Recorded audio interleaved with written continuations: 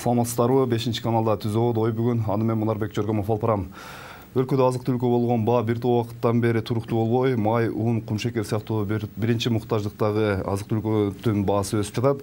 Айрым товарлардын баасы дээрлиги 2 эсеге чейин жогорулаганы байкалды. Экономикалык каатчылык пандемия шартында жумушсуздук күч алган учурда бул кимди болбосо ойго салууда. Биз бүгүн азык-түлүк коопсуздугу, өлкөдөгү айыл чарба тармагындагы абал тууралуу кеп калабыз. Биздин талкууга эксперттер жана айыл чарба министринин орун басары катышмакчы. Мен конокторду тааныштырып өтөйүн. Ал жактан экономикалык жана коопсуздук маселелери боюнча эксперт Султанбай Айжигитов мырза, фермер Манас Саматов, ушундай жоопкерчиликтин депутаты Сайдулла Нышанов жана экономика айыл чарба тамак аш өнөр жайы мелиорация министринин орун басары Амангелди Исаев мырза, саламатсыздарбы? Студияга кош келипсиздер. Алгач Амангелди мырза, сөздү сизден баштасак, бүгүнкү күндө ушул азык-түлүк коопсуздугу боюнча өлкөдөгү абал кандай? Ушул учурга быйылкы жылга карата айтып берсеңиз.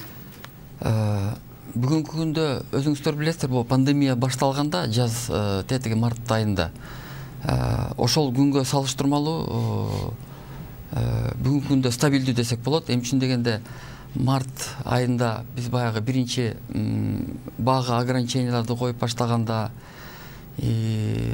кошуна мамлекеттердин баягы чек ара жабылган убактарда бизде кичине баягы биз айыл чарба министрлиги бирден бир милдети бул азык-түлүк коопсуздугуна жооп берет да, функционалдык милдети ошол да. Баягы негизги социалдык значимый продукцияларга биз күнүгө анализ кылып турабыз да. Биздин кампаларыбызда канча бар, запастарыбыз канча, күнүгө канча расход болот, баягы биздин калктын санына жараша 6,5 миллионго бир айга канча кетет, физиологиялык көлөмдө бир адамга бир айда канча продукция кетет, ошонун баарын күнүгө карап турабыз. Ошол жаз айларына салыштырмалуу, эми жаздын күнү өзүңүздөр билесиздер, баягы кампаларыбыздын баары бошоп, запастарыбыз азайып, именно карантин ошол убактарда жабылып, импорт дагы келбей, экспорт дагы чыкпай, ушундай бир кыйын акыбалга дуушар болгонбуз да. Кудайга шүгүр, бүгүн андай көрүнүштөр жок. Бүгүнкү күнү баягы орупчуйлардын баары бүтүп, кампаларыбыз кичине толуп, ушундай да. Импорт келип атат. Биз баягы күнүгө анализ кылып турган 9 продукциянын ичинде ошол эң эле көбүрөөк көлөмдө бир суу майды тыштан алып келебиз. Өзүбүз бир 20% менен камсыздайбыз. Калган 80%-ын ушул толуккандуу айтканда Россия Федерациясынан алып келебиз да. Ошол эле тооктун этин биз тыштан алып келебиз. Өзүбүз ошондой эле где-то 15-20% да камсыз кылабыз. Калганын ушул Евразиялык мамлекеттин территориясынан алып келебиз, и үчүнчү мамлекеттерден киргизебиз. Бүгүнкү күндө айтканда азык-түлүк коопсуздугу боюнча мамлекеттин ичинде запастарыбыз боюнча эч кандай коркунуч жок деп айта алам. Баалардын кымбатташы тартыштыкка байланыштуу эмеспи? Кайсы бир азык-түлүк жетишсиздигине же ал ички тышкы факторлор? Бүгүнкү күндө биздин ушул анализ боюнча цифралардын баары бар. Цифралар мындай коркунуч туудурбаган цифралар да. Ошол эле биз тооктун эти боюнча биз жылыга Евразестен 58.000 тоннадай квота алабыз. Бүгүнкү күндө ал квоталардын баары фирмаларга жана поставщиктерге берилип атат. Алар өздөрүнүн ишин аткарып, тооктун этин тыштан киргизип атышат. Ошол эле суу майды дагы биз тыштан алып келебиз. Буга чейинки түзүлгөн контракттары барлар, алар алып келип атат. Баа боюнча айтканда быйыл өзүңүздөр деле уксаңыздар керек, Россия Федерациясында ушул именно ушул суу май боюнча кургакчылык болуп, аларда урожайность азайып кеткен да. Ушул бирден бир тиешеси ушул. Бүгүн Кыргызстанга сырттан көбүрөөк көз каранды болгон суу май, тооктун эти эле башка продуктылар өзүбүздө бүт баары жетиштүү барбы? Мисалы үчүн бизде өзүбүзгө жетиштүү ошол 9 продукциясынын бүгүнкү күндө былтыр мисалы үчүн 4 продукция болчу, өзүбүздү камсызган. Быйыл багы кумшекер кичине көлөмүн түшүрүп койду. Где-то бир 60.000 тоннага чейин. Ошол кумшекерди алып салганда 3 продукцияны өзүбүз камсыздайбыз. Бул картошка. Картошканы где-то бир жылыга 1.300.000 тегерегинде картошка өндүрүлөт. Анын ички өзүбүздүн керектелүүчү бул 600-700.000 тонна, калган сыртка чыгат.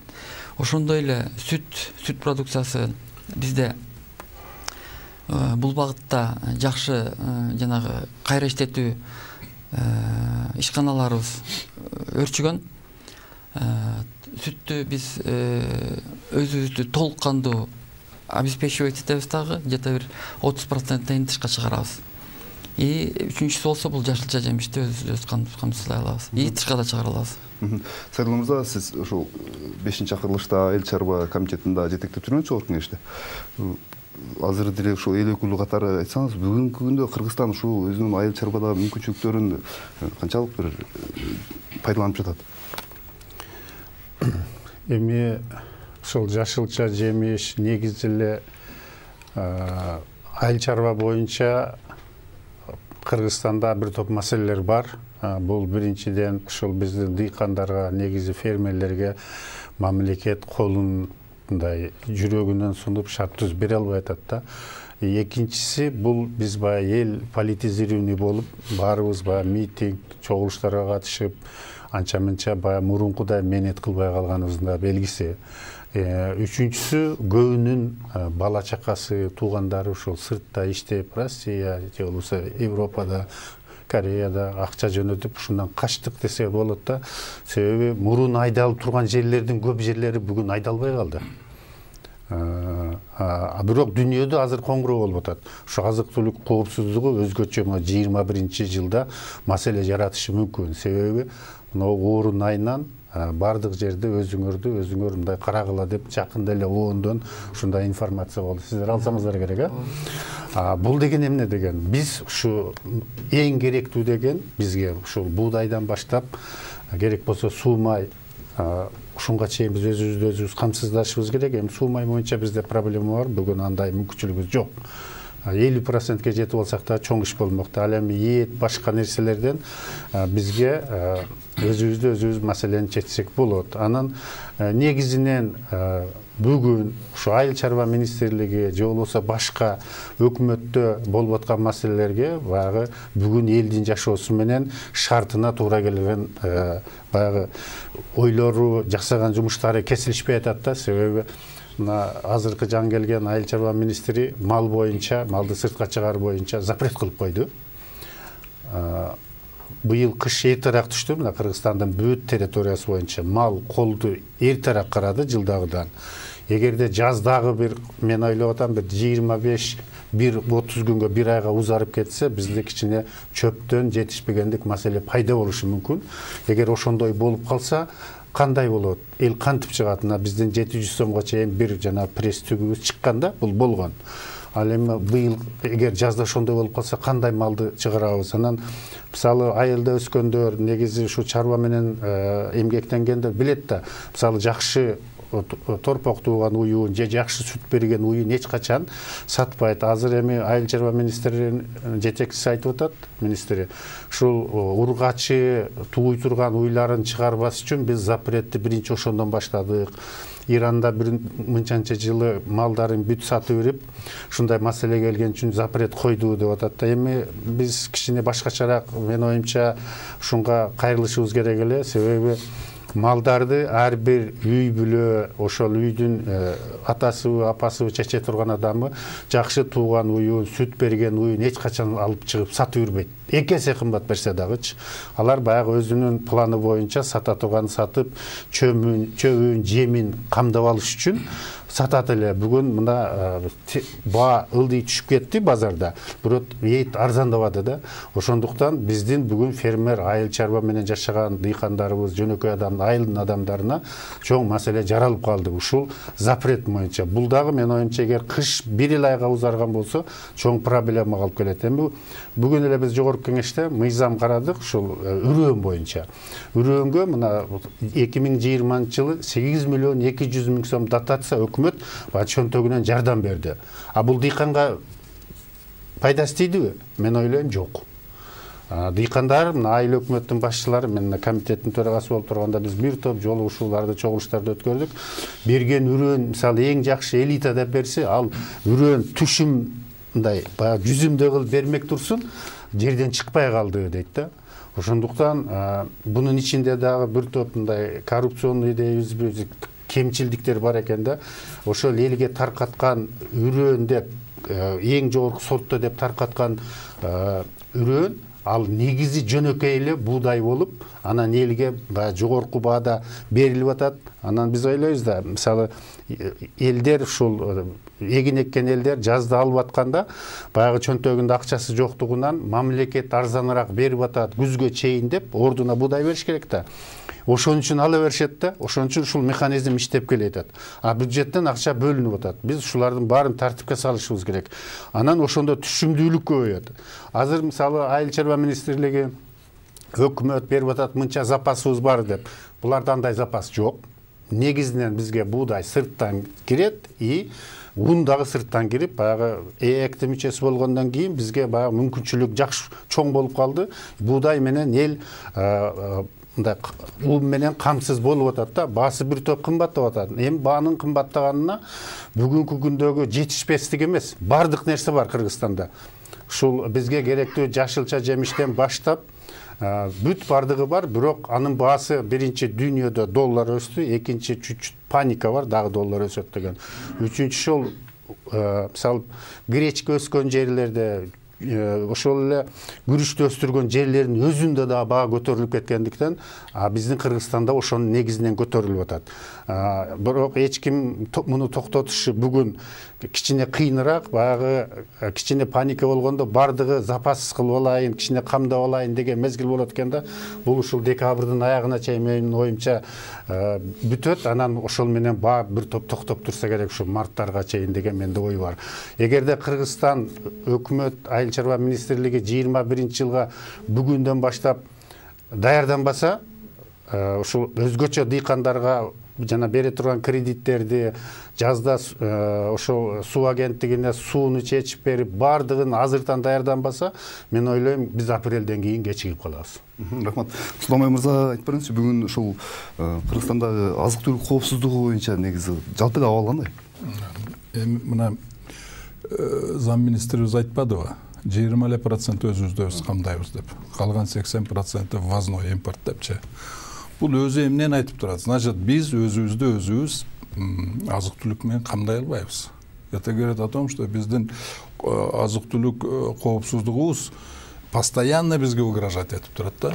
Биз анан азык-түлүк коопсуздукту туура эмес түшүнүп атабыз да. Биз ойлоп атабыз, бизге импорт кирип, тудашта болуп, магазиндар бар жок бар болсо, бул азык-түлүк коопсуздугу обеспеченный деп атабыз. На самом деле андай эмес да. Азык-түлүк коопсуздук бул качан? Эгер как минимум 80-85% продукцияны өзүбүздөн чыгып, өзүбүз камдасак, ошондо анан кийин азык-түлүк коопсуздукту биз камдадык деп айтсак болот. Бүгүнкү күндө азык-түлүк коопсуздугу биздин постоянный угрозада турат. Любой время, мына пандемия болду эле, эки жак болду эле, бир ай эле келбей калды эле, уже ашарчылык башталды. Бүгүн ошонун эмеси жанагы баалардын өсүп аткан себеби деген ошону, көп жерден бизге көп нерсе келбей атпайбы? Понимаете, анан конечно доллар дагы бар, башка дагы бар. Анан кийин мунун эмеси неден болуп атат? Биз өнүктүргөндүн ордуна каяктагы бир жеңил нерселерди ойлойт. Аяктан алып келиш керек, аны мен сүйлөшүш керек, ал бериш керек, бул жардам бериш керек. Ай, өзүңөр качан иштейсиңер? Өзүбүз качан иштейбиз? Жанагы свое время Назарбаев менен Атамбаев экөө интервью берип тудасты кылып андай мындай дегенде, Атамбаев айтты, бизде братский казак эл бар, булар бизге дайым жардам берет дегенде, Назарбаев айтпады, конечно, биз бир тууган элбиз, жардам беребиз, но бирок өзүңөр качан иштейсиңер деген сөз бул жаман сөз да. Ошол деңгээлде бүт дүйнөгө ошентип айтты. Анан кийин берде мындай да, биз жанагы экономикабызды баягы жүндүү рыноктун колуна тапшырып койгонбуз да, эмне болсо ошол болсун деп. Анан ошол чечет, каяка андай мындай спрос и предложение. А өкмөт каякта? Өкмөттүн саясаты каякта? Понимаете? Жанагы бар ошол мүмкүнчүлүк, конечно, мисалы мындай да. Сиз айткан пайыздарга чейин. Биздин эмеде саясат жок. Мисалы ошол эле коопсуздук боюнча, азык-түлүк коопсуздугу боюнча эч кандай саясат жок биздин Кыргызстанда, понимаете? Аны мен эч ким заниматься этпейт. Эч ким өнүктүрүп, манабу фермерлерге жардам бере алып жок андай. Ким жасаш керек? Элементарно, аны өкмөт жасаш керек. Понимаете, аны биз мисалы мына таможенный политикадан туура эмес түшүнөбүз. Налоговый политикадан туура эмес. Барыбыз мындай деп ойлойбуз, таможенный дагы эмнеде? Бул эмелерден акча алып бюджетти толтуруш. Бул экинчи задачасы. Birinchi задачасы экспорт менен импортты ушундай регулировка кылып, экономикабызды өнүктүрө турган шарт түзүп бериш керек. Ошон экспорт менен импорттун равновесие алып келип. Налогту дагы биринчиден түшүнөт, бюджетти толтуруш үчүн. Жок, бюджетти толтуруш дагы бул өзү менен өзүнө. Налоговый инструмент дагы бул Кыргызстандын, вообще мамлекеттин экономикасынын өнүгүү инструменти бул. Таможенный да. Муну эч ким колдонбой атпайбы? Эч ким колдонбойт. Ар ким кандай кылса ошого колдонуп, мисалы эме боло турганбызса, жанагы жогорку кеңеште отуруп туруп, жанагы мел комбинаттын эмелери, хозяиндары, бизнесмендери өздөрүнө жанагындай эмелерди беземе киргизиштеп, льгот киргизип алдылар. Бул бир эки группанын эле эмес, бул элдин кызыкчылыгы эмес, бул государственный кызыкчылыгы эмес, бул государственный саясат эмес. Понимаете, в чем дело? Ошондуктан мисалы дагы бир нерсени айталым. Мана айтып атабыз 10%-тен фермерлерге эме берип атабыз деп. Кредит берип. Буну жеңил кредит деп атабыз. Эланайдар. Биринчиден болгону эң көп болгон 8 миллиард, 3-4 миллиард берет. 3-4 миллиард деген биздин экономика манандай бир капля да, вообще эчтеке эмес. Ошол жерден акин жетишпегендиктен ар түрдүү эмелер башталып атат. Тааныш, коррупция, ал жардам бербей эле кайтып зыяны тийип атат анын. Понимаете? Анан 10%. Мына фермер турат. Сиздин рентабельностиңиз канча? 8% чыгабы? Где-то 8-12%, правильно? Ашып кетсе. Льготный 10%. А мунуку рентабельность болсо, ошол льгот менен деле 2% күйүп атпайбы бул киши. Анан ошол эле даже 6% менен берсин. 6% менен бергенде деле биздин соседтер, например, ошол эле Казакстан, Беларусь, Россия 19%ке чейин эме берип атпайбы, дотация берип атпайбы. Ошондо деле 19% менен дотация берип атканда биз 10% менен берсек 29% алардын эмеси арзан болуп атпайбы? Продукциялар. Ошондуктан алар келип туруп, биздин Кыргызстанга келип туруп эле, ал Россия ал жак рынок наракта эле турсун. Биздин Кыргызстанга келип туруп ошол баасы менен биздин фермерлерди, производитель бардыгын сыртка чыгарып коюп, биздин рынокто ээлеп калып атпайбы биздин базарлар. Понимаете? Анан бул шартта саясат жүрбөсө, эчтеке болбосо, кандай болсун? Булар мана эмен алат, в среднем 18% менен алат. Туура? Кредитте. 18-20% менен алат. Булар заведомо банкротта. Бирок ошол учурда баягы бир жылы картошка жакшы болот деп көбөйүп алышып, айыл чарба министринин кабинетине чейин картошкалар келди да. Ошол да, анан баягы эмеси да мындай да.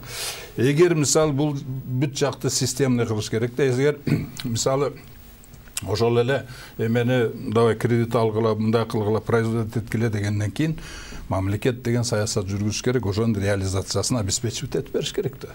Андай болбосо барды күйөт да, картошка эгип алып туруп эчтеке кыла албай, мына силер обещать эттиңер да, чечилбей калды, барды картошкасын алып келип Минсельхозго кабыл менен киргизип койбодубу? Понимаете, в чем дело? Вот бул жерде системный эме жок, экономиканы башкарган адам жок, саясат жок, эчтеке жок да, жөн эле мындай таштап койгонбуз, рынок өзү чечет, бар жокту түздөйт, бар жокту өнүктүрөт. 30 жылдан бери айтабыз рынок түздөп коет деп. 30 жылдан бери эгер рынок түздөсө биз жыргап кетпей белек. Манас мырза айтып бериңизчи, фермерлер, дыйканчылар менен ушу министрлик өкмөттүн ортосунда байланыш барбы? Кызматташуу? Бул көйгөйдүн тамыры өтө терең. Эмнеликтен келип чыкты. 30 жыл боштондукта жашап келе турган болсок, бул айыл чарба министрлиги бир каргыш тийген министрлик болуп калды. Бир дагы күчтүү профессионал адис келип жетекчи боло элек. Президенттик аппаратта да мындай киши жок болчу. 30 жылдан бери жок, мен көрбөдүм, тааныбадым. Жогорку кеңеште да жок. Айыл чарбасы өндүрүшү деген эмне? Жүрөгү кантип согот, кантип жүгүрөт, аны профессионалдык деңгээлде. Бул ар бир операцияны билген киши, тажрыйбалуу киши гана ошо бул киши айткан иреттүү айыл чарба агрардык саясатты, агрардык техникалык саясатты, агрардык каржы саясатын жүргүзүш мүмкүн.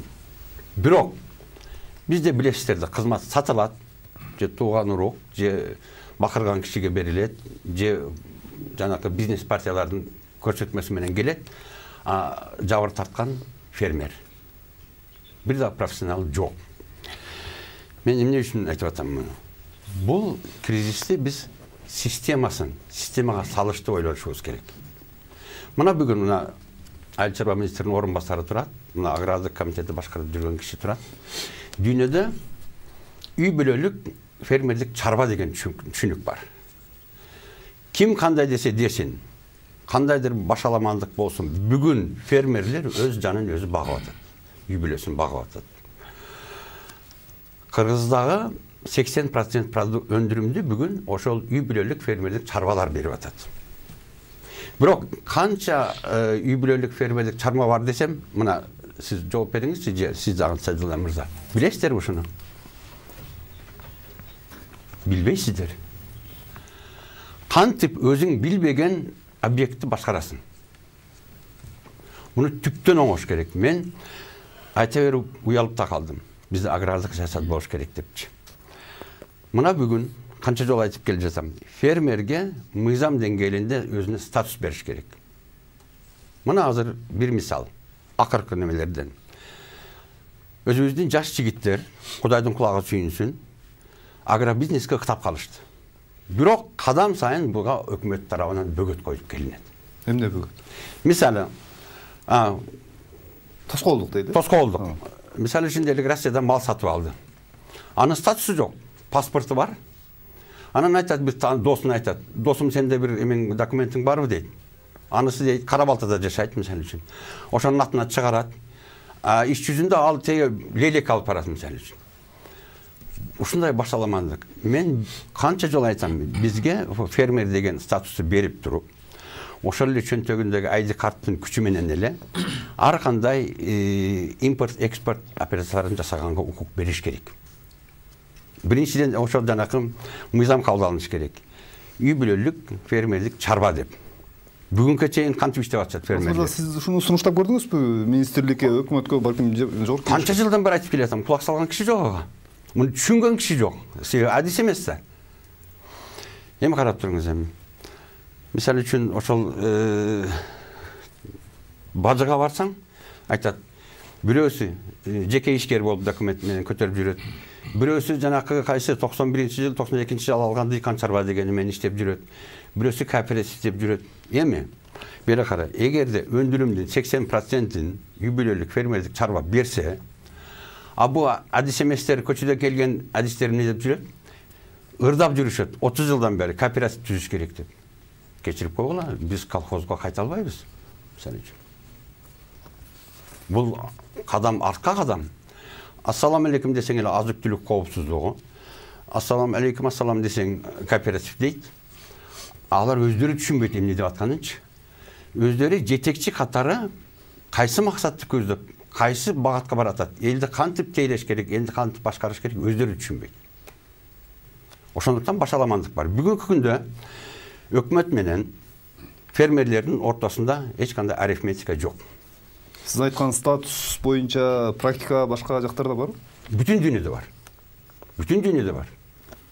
Бүтүн дүйнөдө ушунчалык уюшкандык бар. Фермерлер эркин. Ошондуктан дүйнөдө көпчүлүк өнүккөн мамлекеттерде калктын бир 5-6% бүтүндөй элди багат. Америкаларда адан да төмөн, мисалы үчүн. Анан кийин мына жер кысыр калып атат деп айтып атасыз, Сайдулла мырза. Бизде расмий маалыматтар боюнча 1.300.000 гектар жерибиз бар. Тала аралап көрсөңүз, эгер анын натыйжалуулугун көңүлгө тута турган болсок, жердин жарымы кысыр жатат. Арпа айдайт, өзүн актабайт. Будай айдайт, өзүн актабайт. Акыркы жылдары бизде ошо эл өзүнүн күчү менен көп алдыга жылыш болду. Бул жерде өкмөттүн эч кандай кызматы жок. Мисалы үчүн биз эмнени үйрөндүк? Жүгөрө өстүргөндү үйрөндүк. Азыр 14, 15, 19 тоннага жетип алып атышат. Сапаттуу үйрөн, жана көп түшүнбөй турган. Бул жер жалаңан сапаттуу үйрөн эмес. Биз кантип культивация жасаганды, кантип сепкенди, кантип жыйнаганды үйрөндүк. Заманбап техникаларды алып келдик. Буга дагы дээрлик өкмөттүн эч кандай нерсе жок. Мисалы үчүн кызылчаны 4,5 гектардан 12.000 гектар, 18.000 гектарга чыгардык. 3 жылдын ичинде. Эмне кылышты? БЖ бирим дегенин кесепетинен былтыр кызылчачылар банкрот болду. Былтыр 15.000-16.000 гектар жерге айдалган болсо, быйыл 8.000 гектарга түштү. Өкмөт балта чабып атат. өкмөт фермерлерге тоскоол болуп атат мисалы үчүн. Айттым го. Анан кийин айыл чарба өндүрүшүн дегенде жалаң эле фермерлерди түшүнбөш керек. Бул жерде айыл чарбасы өндүрүшүн тейлеген фирмалар бар. Ошол эле жер семиткич, ошол эле көчөт, ошол эле дагы башка техника алып келген фирмалар бар. Күйүүчү майларды алып келген фирмалар бар. Күйүүчү майларга жалпы дейлик, бирок түздөн түз айыл чарбасына тиешелүү тейлеген фирмалар бар. Алар дагы көп жылдардан бери көпчүлүгү бутуна турду. Күчү бар. Ошол керектүү жер семиткичти алып келип атат. Көчөттү алып келет, дагы башка түшүнүк бар мындай. Негизги өндүрүш каражаттары, кошумча өндүрүш каражаттары депчи. Ошолорду алып келген фирмалар бар. Ошонун баардыгын координация кылат. Айыл чарба министрлигинин милдети ошону координация жасаш. Эч ким үмүт этпеш керек. Айыл чарба министрлиги келип мага себеп берет, чаап берет, сатып берет депчи. Бул алардын милдетине кирбейт. Ошондуктан бул аябай узун сөз. Бирок мисалы үчүн профессионалдар өзү менен өзү.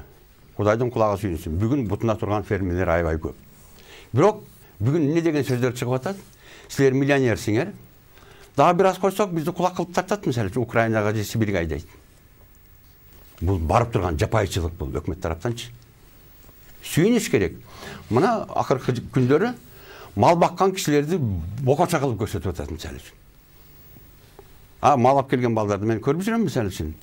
Энести оозуна алып келип кыйынчылык менен жанакы Сосновкада ветеринардык пост кимге кереги бар? Бажыдан өтсө, аны малга деле убалды ушунча суукта кармап туруш мисалы үчүн. А жерге барып алат экен. Бүт Финпол дагы башка баардык алиги барышат экен. Кана эркиндик? Эгерде эл өзү оокат кылып аткан болсо, бери дегенде эгер туура башкарышка акылың жетпесе, тийбе? Эркиндик бер, эл өзү оокат кылсын. Анан кийин биз айтып атабыз. Жанакы үйрөнчүлүк тарбаларды бул өтө чоң, өзүнчө узун сөз. Бул илимий мекемелер. Буга чоң каражат керек, илимий кадрлар керек. Анан кийин асыл тукум малдар кантип. Биз жанакы элита деген чарбаны мен баштан билем, 30 жылдан бери билем. Аксап, какап, жүдөп келе жаткан чарба. Ошол жол менен жалпы кыргыздын колундагы малды асыл тукумдаштыруу бул жомок бул. Мына конъюнктура. Ошол эле БЖ биримдигинин алкагында. Бүгүн мал арзан. Россияда. Алып келип атышат. Эшиктигенен ачып коюш керек. Баары отурат экен жерде мисалы үчүн. Жет ататканга чейин сүрүштүрөт. Белгилүү бир акчаны да алса керек. Анан эми чыгышта дагы мисалы үчүн. Мына Өзбекстанда негедир 3-чү өлкө деп ат коюп алышыптыр. Качан 3-чү өлкө болуп калдымы?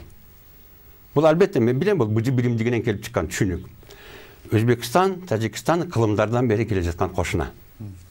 Биз чек араны эки тарабындагы жашаган элге соода жүргүзүү эркиндигин беришибиз керек.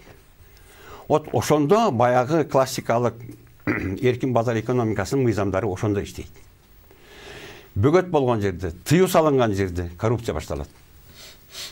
Ушундай жөнөкөй аксиомаларды түшүнбөстөн туруп, анан кантип айыл чарбасын оңдойбуз мисалы үчүн. Мен дагы бир жолу кайталап айтайын. Мына Сайдулла мырза, сиз агрардык комитетти жетектедиңиз, бир жолу дагы мен ушу агрардык комитеттин бир кандайдыр бир таасирдүү чечим ала алганын билбейм. Же макул чечим кабыл албасын. Туура кадрдык саясатты жүргүзө алышкан жок мисалы үчүн.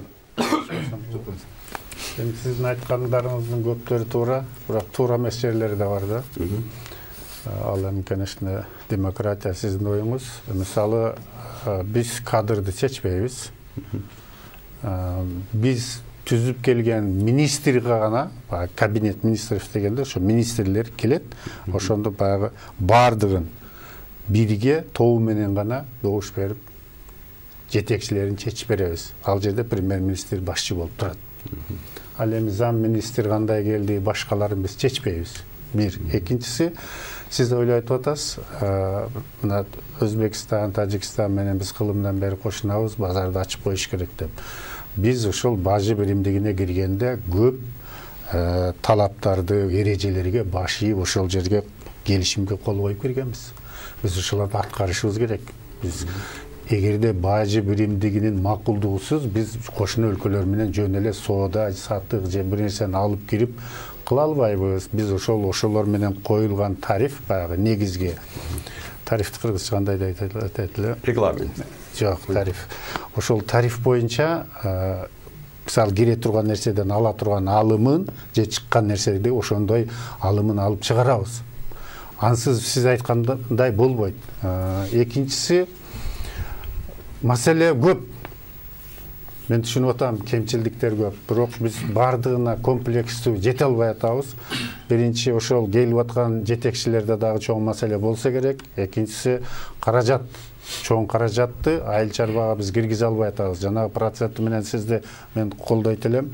Керек болсо биз ушу 1%, 2%тен ашырбай беришибиз керек да, бутона тургузабыз десек.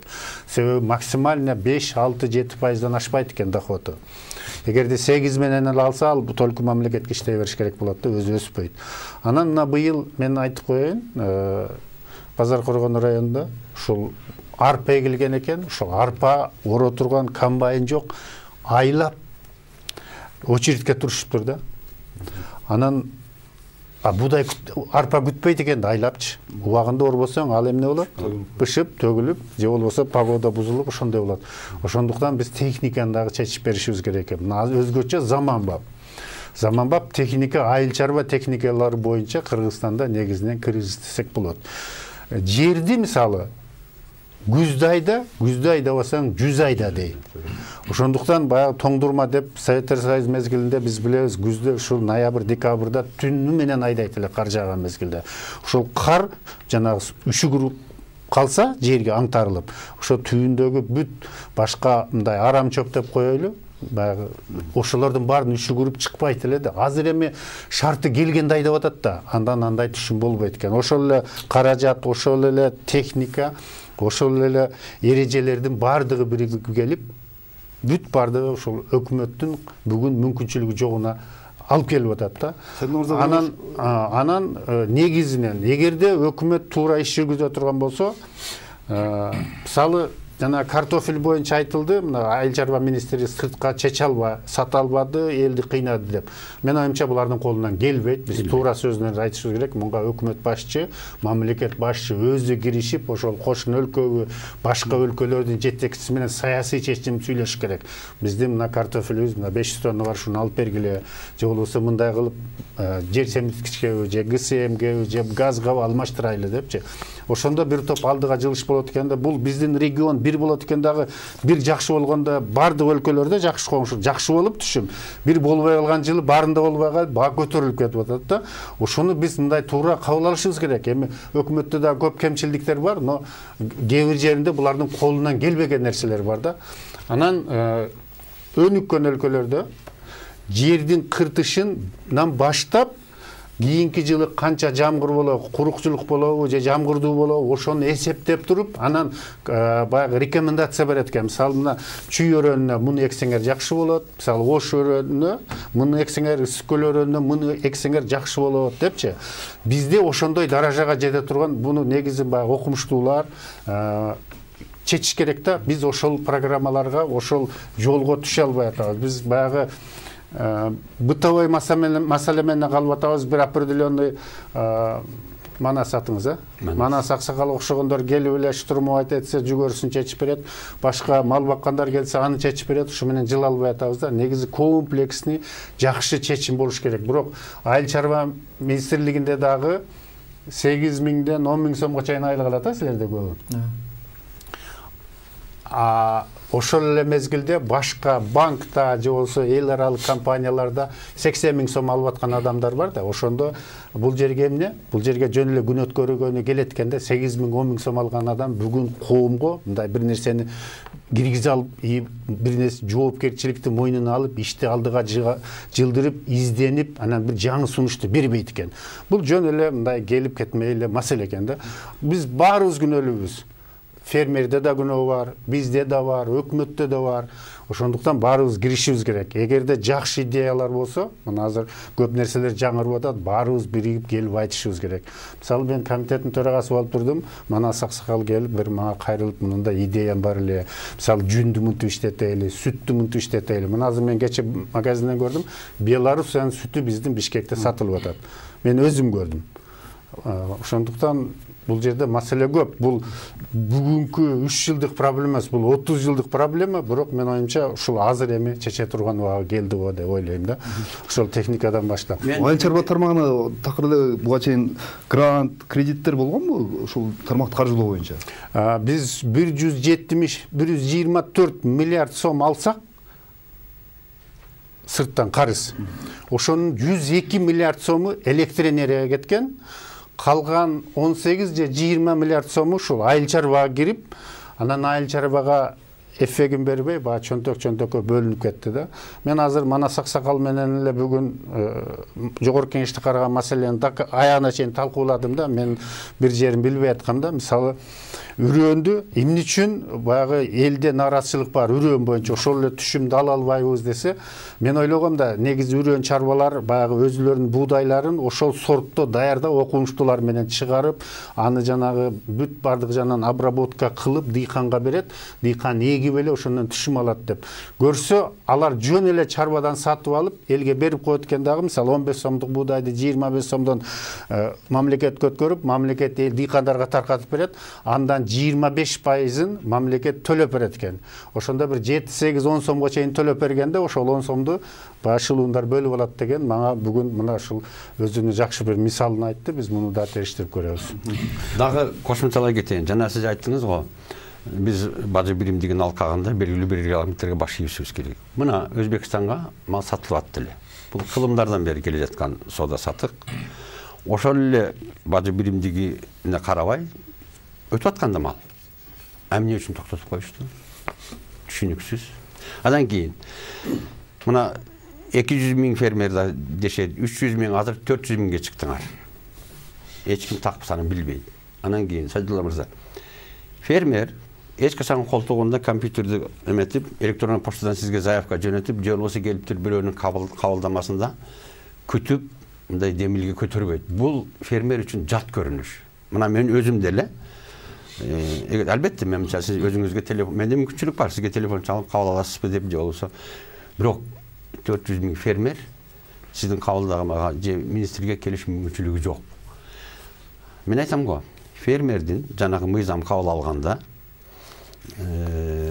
экспорт импорт операцияларында кошумча нарк салыгынан бошотуш керек. Негизги өндүрүш каражаттарына, кошумча өндүрүш каражаттарына. Бирок ошол эле мезгилде айылдарда деле бар да. Жетим, жесир, майып, биз бардыгыбыз тең көтөрүшүбүз керек бул жүктү.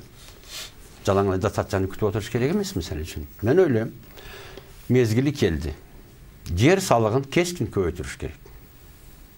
Жердин кадырына жеткен, жерди иштете билген киши иштетиш керек.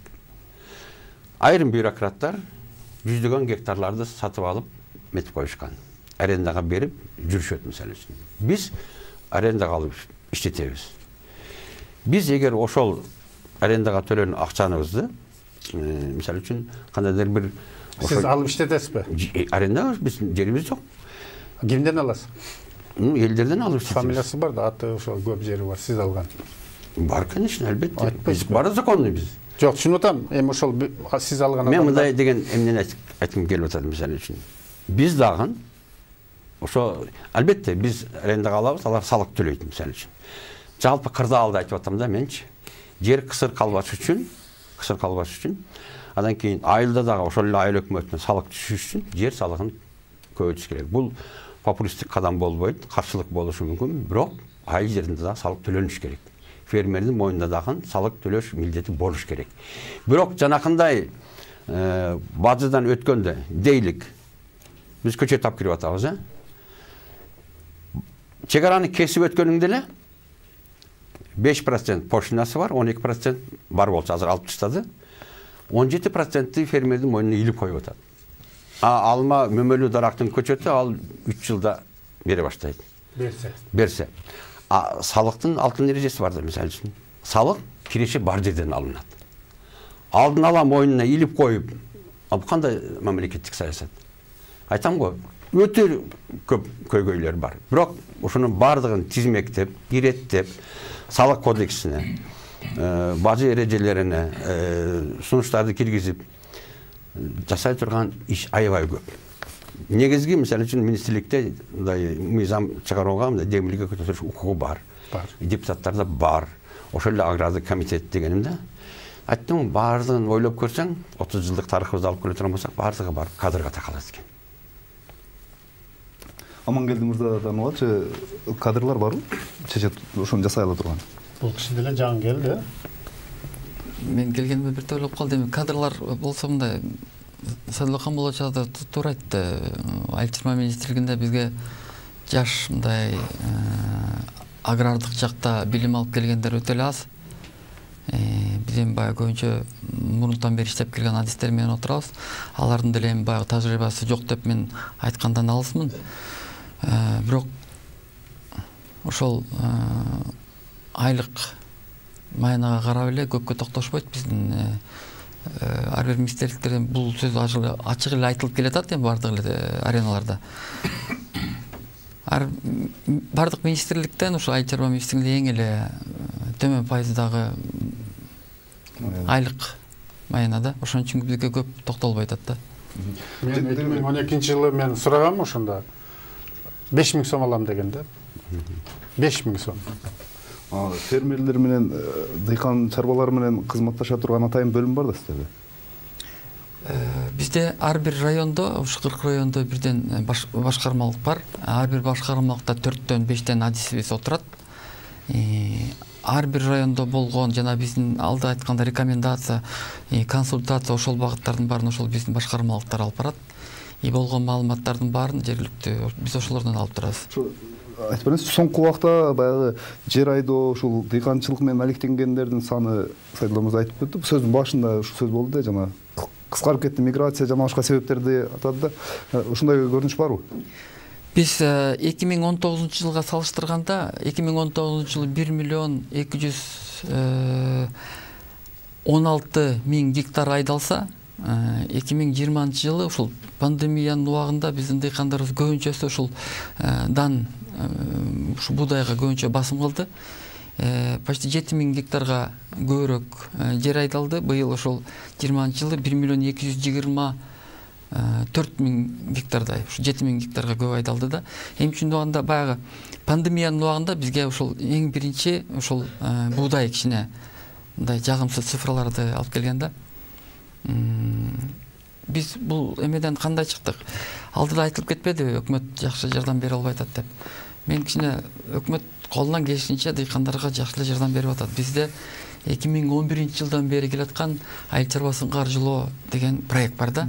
2011 жылдан жылга бул проекттин жанагы элге дыйкандарга бериле турган кредиттин саны дагы көбөйүп келатат.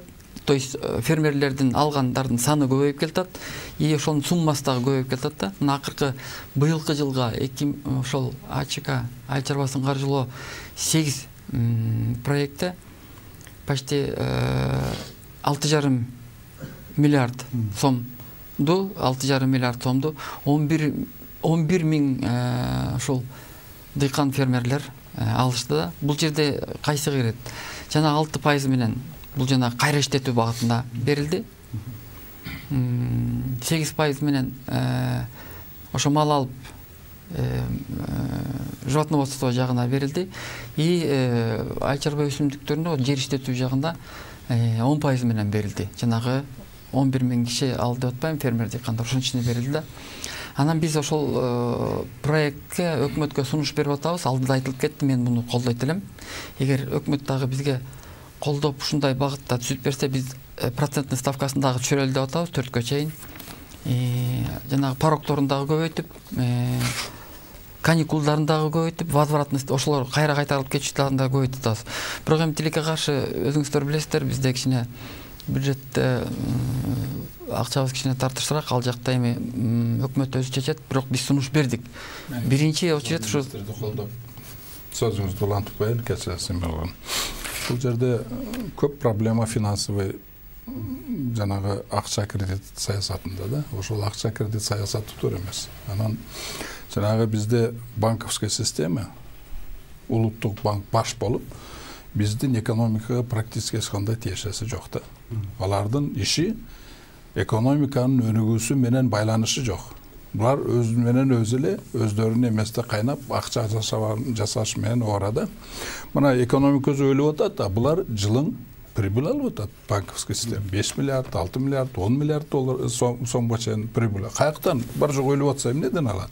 Эмне булар ошондуктан буларды бул эмне үчүн мындай? Себеби деген мына улуттук банк жөнүндө законду карасаңар, ал жерде так эле айтып турат. Эч кандай тиешеси жок өнүгүүгө деп. Бул өкмөттүн иши деп эле койгон. Кандай тиешеси жок. Ошондуктан анан кийин жанагы булар мына зам министр айтып атпайбы 4%ке түшүрөбүз деп. Булардын колдон келбейт бул. Бул улуттук банктын иши бул. Процентный ставканы түшүрүш, акчаны көбөйтүш, анан кийин ошол акчаны туура жүгүртүш. Бул чисто национальный улуттук банктын иши. Бүгүнкү күндө акчанын аздыгында, мына бүгүнкү күндө бизде мындай да хронический дефицит денег эмеде, экономикада.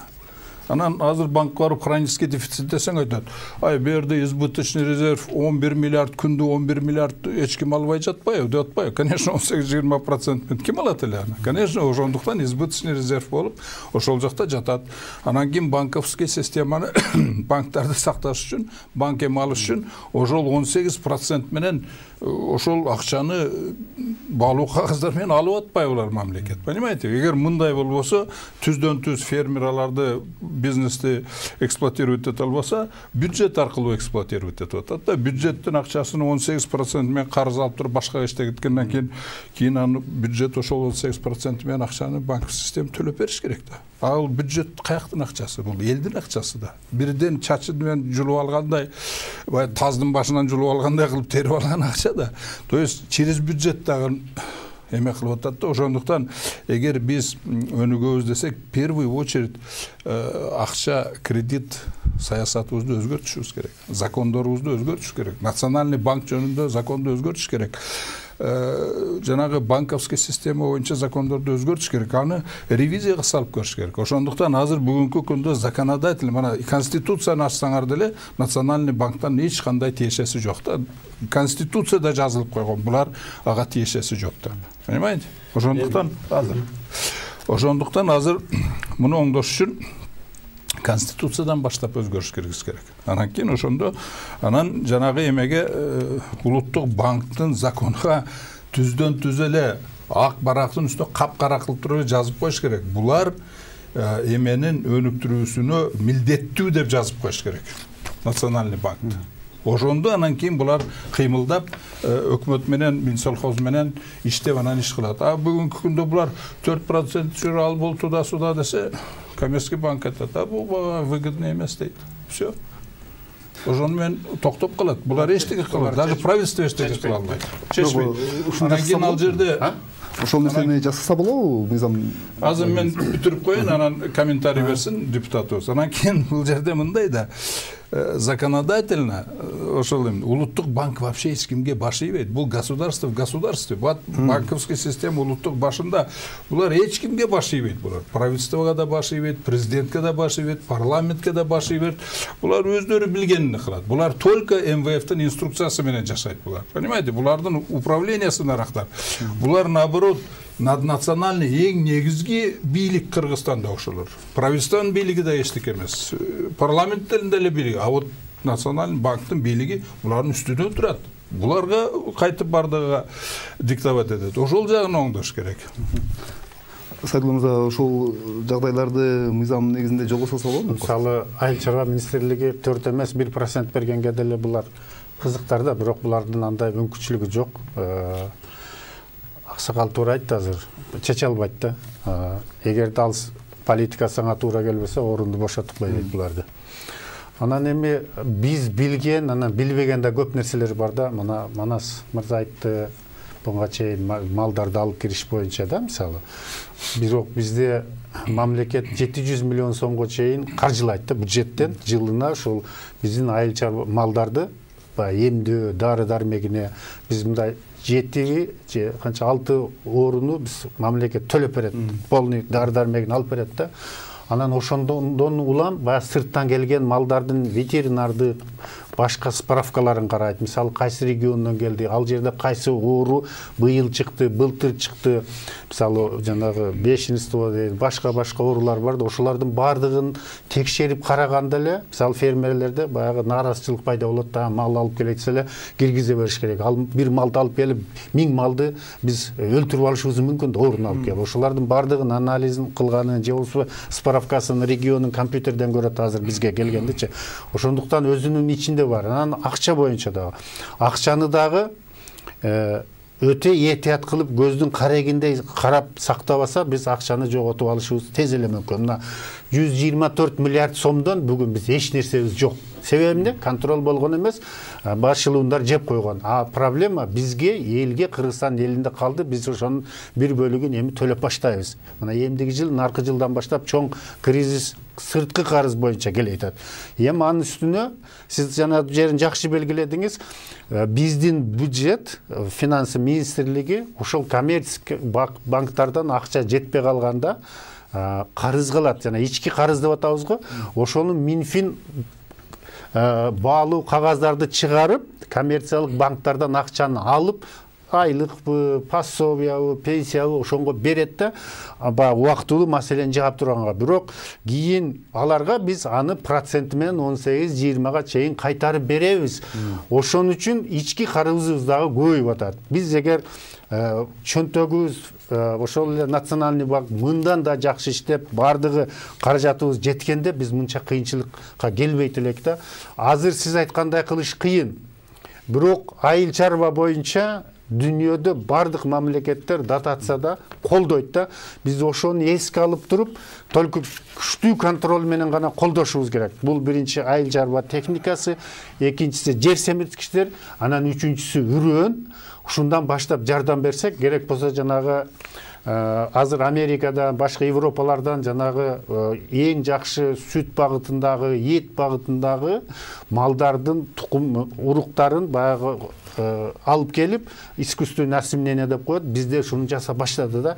Биз ошондой кылып жакшыртып экономикабызга баягы акчаны киргизип, анан жардам бергизсек болот да. Мүмкүн болсо кыскараак кыскада мен айтып коеюн да, мына мүмкүн эмес деп атат. Мен сиздерге официально мына телевидениеден официально бардыгыңыздарга правительство, президент кеп, жогорку кеңешке национальный банктын эгер эмеси болсо, эгер эмес болсо, билген адам болсо, мына современный акчанын теориясын жакшы билген адам болсо, 0%ке түшүрүп койсоң ой эле.